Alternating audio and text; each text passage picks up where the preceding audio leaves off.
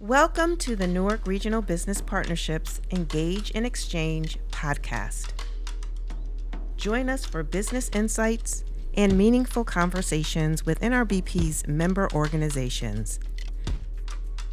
Thank you to our podcast host sponsor, the Martin Tuchman School of Management at NJIT. Additional support for NRBP's Engage in Exchange podcast is provided by PSEG, New Jersey Urban News, Main Street Advisory, LLC. Hello, I'm Ferlanda Fox-Nixon, President and CEO of the Newark Regional Business Partnership. We are the premier Chamber of Commerce for the greater Newark region. Our guest today is Chanice Fish. She's the owner of Taste of the Caribbean Restaurant and Catering. Welcome. Well, Chanice, thank you for joining us here today. Thank you for having me. So we like to start off by learning a little bit about yourself. So if you could just tell us, who is Chanice? So Chanice is born Jamaican entrepreneur. She's a environmental professional, and she's the founder of Taste of the Caribbean Restaurant and Catering. I started my first business at 16 in Jamaica, and now I'm at the point of my life where, I want to build a career around purpose and passion, something that would celebrate the Caribbean and empower my community. So how long have you been in the States? 19 years. Okay, very good, very good. Now talk about your business, your new business. So Taste of the Caribbean Restaurant and Catering. We're more than just a restaurant. We are an edutainment experience. We're a fusion of dining, learning, and entertainment. And we're located at 4 Branford Place in Newark. And we're just there serving up our specialties catering. Okay. So we serve authentic and modern Caribbean cuisine. And yeah, that's a little bit about us. So talk about some of the challenges you've faced so far. I know opening up a restaurant and keeping it open is a challenge for many. So what have you faced so far? So yes, the restaurant industry has been nothing short of, obstacles, but we are navigating them so far. Whether it's, finding the right location, and then when you find the right location, you have to be able to find your customers and let them know that you're there. So we're just open a little over 2 weeks now, and we're working on discovering our customers and drawing them to the location because they know me as a caterer and a vendor around the city. So yeah, we gotta let them know where we are and come there. So that's been a little bit of a challenge so far. Has it been a challenge to combine making your restaurant profitable and continuing the catering piece? Yes. So it's like operating 2 different business right here. So the restaurant, it's new. We have to establish our ground there. But the catering there, we had it for the last 2 years. So that's more established, and we are getting, more business there. But we have to work on, the foot traffic to our new location and getting it out there. And your staff, how do you staff? Are you using W-2 employees? Are you using independent contractors? Like, how are you staffing? So, as I mentioned, I wanted to build a career with intention and passion this time. So when we staff, I had that in mind that I wanted to hire locally, and I wanted to collaborate with, other organizations like the food bank. So I have employees that go through the food bank culinary program, and I hire them, and we're going to continuously do that. Every, I think, 6 months, someone graduates, so they're going to spend 3 months with me as an intern, and then we said train them and send them back out in the world. So okay, yeah, and we also collaborate with NJIT. Right now we have like 15 interns that are working on the website, the apps that we're going to unload soon. Awesome. So yes, my staff, is important, and, empowering the community is important. So I want to share that. All my experience, all my education, I want to push it forward. So Chanice, talk about some of your success stories. So, I have been catering for the last 2 years, and throughout that journey, I met Ari Fox from Audible. So I did a pitch, and I pitched here on NJIT campus, and I met Ari, and I said to him, Ari, would you mind being a mentor to me, telling, guiding me along the road up on the business? And he said, sure, why not? So that was like a big thing for me and my business in the spotlight, because not only was he my mentor, he, provided different connections for catering options within Audible and, at their farmers market. And that was like a big marketing thing for me. My brand, my name is going out there. The food is going out there. So we got a lot of growth from meeting Ari at the NJIT. Yes. Well, that's a great shout out to Audible. Yeah. Also an NRBP member. Yay. That's good. Many other stories? So Invest in Newark has been instrumental, to our growth as well. Also another NRBP member. Nice. So I did the entrepreneurial boot camp kind of thing with them, and the connection. They were helped me work on my confidence in pitching, and resources to even helping me find my new location where I am right now to find the space. So yes, and Invest Newark has been so great on helping me to this level where I am, and they are helping me plan my grand opening as well. So yeah, wonderful. Let's talk about your menu.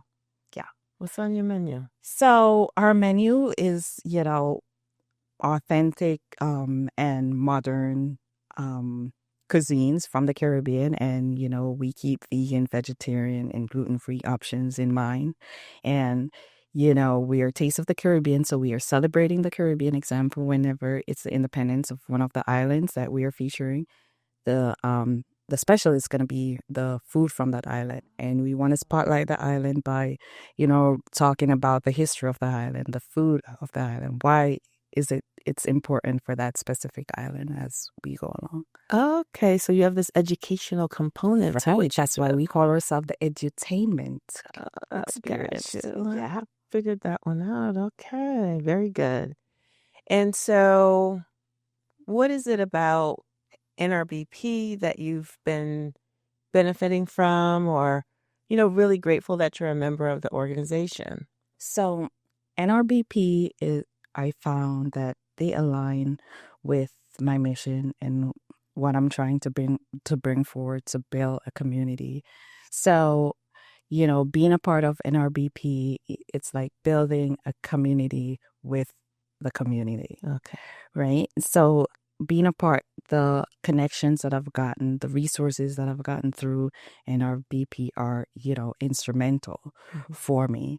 NRBP has opened doors that I don't think I'd be able to access, being an individual. And I have to give a shout out to Kristen Girardi, who has been literally walking the streets with me. Like she walked the streets helping me find a location for my business, making calls for me, advocating for me. I'm so grateful for her. Well, I'm glad that that's working out for you.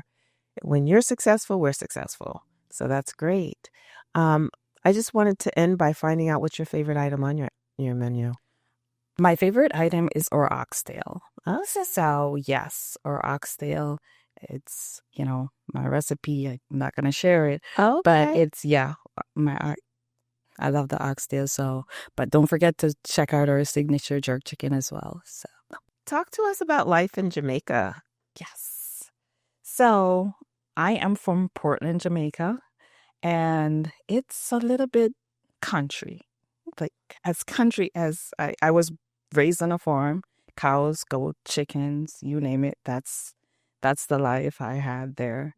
So, in my mom was a teenage mom. So she made sure that we were independent from a very young age. We were cooking, we were doing everything, mending clothes, we cleaning, and she stressed how important education was to us and so we would like go to school and then come back, and she let us teach her what we learned in school. So I managed to graduate high school very young, and in Jamaica you have to wait until you're 18 to go to college. So they didn't know what to do with a little strong-headed Chanice. They say, what do you want to do? What now? Are you going to go back to school? And of course, I'm not going to go back to school. So I'm like, I want a business. I want to run a business. So my dad gave me $300,000, and that was a lot of money back then, and say, what are you going to do? So I said, I'm going to open a supermarket. He's like, okay. So, I had my mom sign all the important documents, and we opened the supermarket, and I taught her how to run the business. We were running it together. That was our thing. But then they later heard that you could go to college in the U.S. on under 18. So, by the time I was 17, I was here for school, and my mom was running that supermarket there. Okay. How long did it stay open? So it's still open, but my dad took it back. Oh, it's still open? Yes. Okay. It is open. That's Still impressive. open. Yeah, we have 3 supermarkets. So my dad took that one, but we managed to open 2 others on our own. So from your one supermarket at the age of 16, you've now expanded so that you have a total of 3.